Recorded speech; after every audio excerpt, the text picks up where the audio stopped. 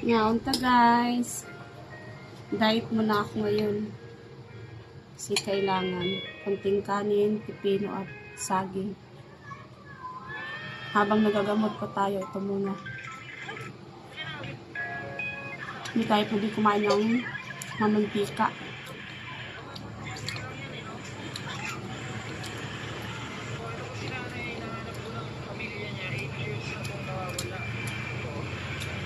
Pipino lang muna.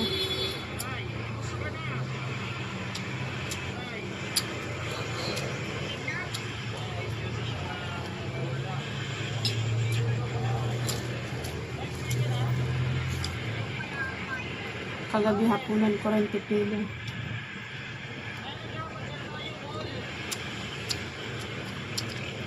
Kunting kanin lang kasi hindi ako pwedeng mabusog.